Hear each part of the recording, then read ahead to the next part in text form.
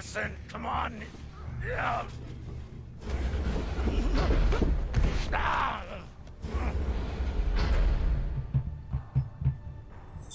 Oh, he getting spaced. Listen to me, damn it.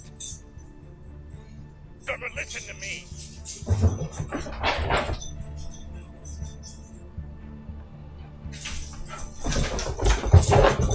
Oh, let's come here, bud. Hey, no. Hello, everyone. I'm Amazing, so are you, and welcome to the Expanse, a Telltale series. We're going to get more into the game later in this video. I actually did some research and found a lot about the devlogs and why and how the game was made and things like that. So, unlike Dragonair, there will be more interview-based things and more information on the game. So all of the stuff that we're going to be talking about in this video will be from the Telltale website, and every document or video that I link or show will be in the description down below. Of course, the actual gameplay is from myself. But first, we're going to get into the game's history. So during the Game Awards in Los Angeles on December 9th of 2021, Telltale, a game development company popular for Wallace and Gromit's Grand Adventures, Batman the Telltale series, The Enemy Within, and the Shadows Edition, as well as Wolf Among Us, which I've played on my channel, announced that they would be partnering with development studios Deck 9, who is popular for Life is Strange True Colors, Before the Storm, and the Remastered Collection, and Alcon Interactive, which is popular for The Blind Side and Blade Runner 2049, to make the Expanse a Telltale series. Now, this game is based off of the popular Amazon Prime sci-fi television series that came out in 2015, which we will not be going over in this video, but I may do a separate video for that to see how it connects to the game. But that TV series was based on the 2011 book series written by Daniel Abraham and Ty Frank, I believe, or better known by their pen name as James S.A. Corey. And again, I won't be reviewing those books. I might do it later, but probably not. And so, reasons for making the game, both people from Telltale and Deck 9 talked about this. So, this is a quote. "One of our driving forces is to empower other creative voices to tell their stories in the manner of previous genre-defining Telltale games," which was said by Jamie Ottley, who's the CEO of Telltale. And then also another quote, "We are such fans of the work Deck 9 has done, and we're searching for an IP we could create stories in together. The Expanse is a rich world both studios are really excited to explore." So now we're going to get into the plot of the game. So the game is set hundreds of years in the future. The Expanse TV show is based on a series of novels by James S.A. Corey, the pen name of the authors Daniel Abraham and Ty Frank, who also serve as writers and producers for the show. So the main plot of everything is that humanity has colonized the solar system, tensions rising between the three primary factions of power. The series follows a group of protagonists representing the Earthers from Earth, Martians from Mars, and Belters, who are kind of just scavengers of space. As they uncover and become involved in a conspiracy that threatens the fragile balance, the Expanse TV show has received critical praise for its visuals, character development, and political narrative. The Expanse, a Telltale series, the game, is set prior to the events of the TV series. Players take on the role of Kamina Drummer, played by actress Kara G, in both the game and TV series. She is the leader of a ragtag scavenging crew on the hunt for a mysterious treasure on the edges of the belt. As drummer, players must work with a mix of big personalities, square off against a bloody mutiny, explore locations beyond the belt, and, most of all, make tough decisions that will decide the fate of the Artemis spaceship and its crew. So now we're going to get into an interview with Deck 9 and Alcon Interactive. There are also some videos that I would like to go over. Unfortunately, I don't want to get copyrighted for that. So if you guys want to watch all of that, they will be in the description down below. they go over how they built the world of the Expanse, some questions that the fan asked them during development, and then a narrative where the choices matter. So they go more in depth into what the choices mean. And you will see in my playthrough the choices that I made, and we'll talk about them a little bit later. But let's get back into the interview. So, quote, working with a fantastic IP like The Expanse is both daunting and thrilling, said Jeff Litchford, COO for Deck 9. We wanted to pick a character and story that hadn't already been told, one that players could really influence, but that also stayed true to the books and series for the fans. The collaboration with Telltale has enabled us to bounce around ideas and approach things from the different perspectives each company brings to the adventure genre as we work to tell the best story possible. New quote, the Expanse is a deep world full of political nuance and complex characters that evolve yet are flawed. It's been such a joy to be able to delve into the individual side stories throughout the books and 6 seasons of the show, said George Collins, president of Alcon Interactive Group. Collaborating with two of the most prominent studios known for their work in narrative games is exciting, and we are confident The Expanse is in good hands. There is so much left to explore in new ways, and we plan to do so as long as the fans keep showing up. End of quote there.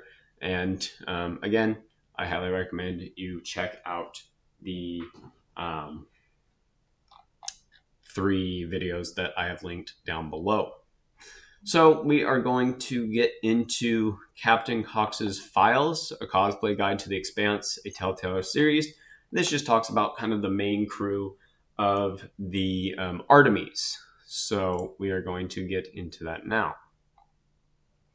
So first of all, we have Garrison Cox. He's the one that you see about to be spaced in the airlock in that intro scene that we saw.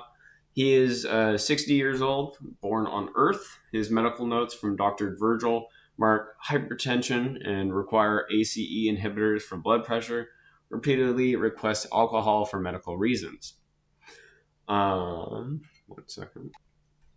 If it wasn't for a bunch of UNN tight asses, I'd probably still be running things on Titan. Instead, I'm stuck here on this bucket with a bunch of belters scavenging wrecks and nothing to show for it. The crew's put up with it so far, but there's only so many times we can circle Jupiter like goddamn tourists. Adding this BS sandwich, we're low on just about everything, including patience. The only good news is that I picked up a distress signal that's gone unanswered. The UNN Yershinabi. If I'm right, I think I might have finally stumbled on a big enough score that can set me up for life. That'll show them all.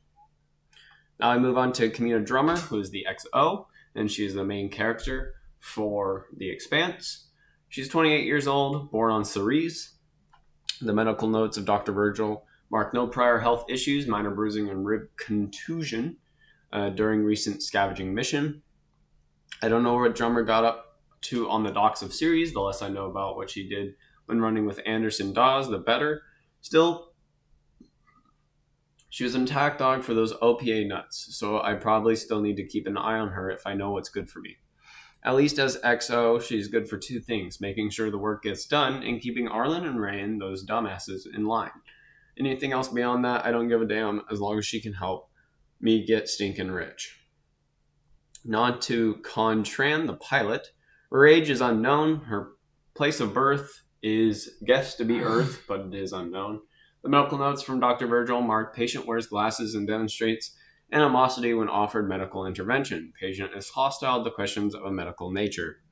I don't think I've met a bigger, more stubborn hard-ass than Khan. As far as I can tell, she only cares about flying and cigars. Anything or anyone that gets between her and those 2 things isn't going to be happy with the results. And good luck getting her to crack a smile, or talk much. Only evidence I've seen that there's a human underneath all that piss and vinegar is a picture she keeps near her station. She looks happy there at least. Whatever, she's damn good at what she does and doesn't cost me much, that's all I care about right now. Better for Drummer to deal with her than me. Now on to Maya Castillo, who is the engineer. She's 25 years old, born on Mars. The medical notes, Dr. Virgil marks prior tribal stress fracture, possible PTSD due to her time in the MCRN, have suggested medication. Wouldn't you know that I've got an ex-Martian jarhead on board? The crap I'd get if I still talked to any of the backstabbing UN bastards that taught me out of the service. But that was then, and I'll be damned if the MCRN didn't produce a highly proficient engineer despite their best efforts. She's tough as nails and smart as hell. The way I see it, the Martian Navy's lost in my game. Now on to Arlen and Rayan Morozov. They're the salvage team. They are 34 years old. They are twins. They were born on Vesta. Medical notes from Dr. Virgil marks Arlen has discussed anger management options, and Rayan has patient has poor eye-hand coordination, possibly due to childhood malnutrition. I swear to God, these two idiots. Unfortunately, I need them to get the work done on salvage runs. Say what you will about belters, but they were built for this crap. They've lived in zero G their entire lives, and they get the basics drilled into them since birth. They probably learn to float before they walk. Arlen, Christ. When he isn't joking around with his twin brother or being overprotective, this guy is always trying to get what he thinks he deserves. Giant pain in my ass. Ryan, by comparison, is trusting and naive. Now, those are qualities I like to see in my crew. Unfortunately, the two are a package deal. This right here is why I'm glad I have Drummer on board. If anyone's going to keep these two in line, it's her. Now, Dr. Virgil Marks, he's the ship's medic. He's 51 years old, born on Earth. The medical notes for himself are nothing to report at this time. I shouldn't be able to hire someone like Virgil. He's stable, resourceful, hell. I trust him more than some of the auto docs I got patched up with when serving in the UNN. I know the rest of the crew probably thinks Virgil sees us as some kind of charity case, but I promised him I'd keep quiet about why he's on board. I'm not about to lecture anyone on how to deal with his demons. Mostly, though, I don't want to lose the only half-decent chef on this tub. So that is the crew. Now, there is a DLC for this game, and I did get it included. I believe I have the enhanced edition. If you'd like to see the trailer for it, I will leave it linked down below, and also I think it has a card. I've never done a YouTube card before, so hopefully that goes well. I did not personally play it in my playthrough because it was more of a political, just like everyday thing, and I was like, it's not really my thing. But I truly love the actor that plays it. I'm gonna butcher her name, and I feel really bad about it because she's amazing in every show and game that I've ever seen. But anyways, the DLC is called the Archangel. The DLC episode Archangel follows the famously salty UN diplomat Shizren Avasarlal, played by fan favorite and all-around awesome person Shore Agdashulu. Yep. In a high-stakes event that also takes place before events in the Amazon Prime show, where the mainline game puts you in drummer's mag boots, surviving in deep space. This is a much more grounded experience as you navigate Earth's halls of power on a very important day. For those of you who have already purchased the deluxe edition of the Expanse, the Telltale series, you already own Archangel, and it's ready for you to play right now. If you got the base game and want to live in the world of the Expanse a little longer, this DLC episode is available for purchase separately, and the good news is that it's just $5.99. So that is the history of the game. I was actually surprised when I looked it up of how much information I found, but it is Telltale, so obviously they're not going to disappoint. So now we're going to go over my opinions and what I thought about the game. First of all, my computer can only do the minimum requirements that it allowed, but it still worked fantastic. I didn't have any video quality issues, audio quality issues. I'm not going to talk too much about the story because there's not really anything that I can talk about without spoiling it. So it is a decision-based game. You'll get two options depending on what comes up, whether it's a conversation, action you're doing, or planning, things like that. The visuals, even though they were obviously minimum, I still really enjoyed them. I was blown away by, I guess, the expansiveness of space and ships that we got to see. The audio was great. I thought it was going to be more of a suspense, and it really wasn't. The audio made the environment feel real. It made it feel amazing, and I really enjoyed it. The story, the overall story, obviously it's a choose your own. So, whether you like it or not, it's the one you chose. So, I really enjoyed it. I definitely picked a more brutal playthrough, and that's just how it went. There was definitely different choices that I could have made. Um, so yeah, I would say the one downside to this game, and the only downside that I ever saw, was, well, I guess there's a second one, but it's not that huge.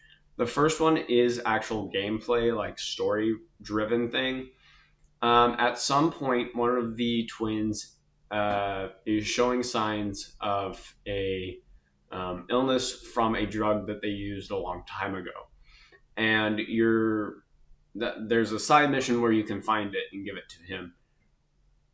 64% of players, again, I don't know how many players have played it, but as of January 29th, 2024, 64% of players was not able to find the medicine. So I don't know where they stashed that thing, but it's hidden well, because it's more than half.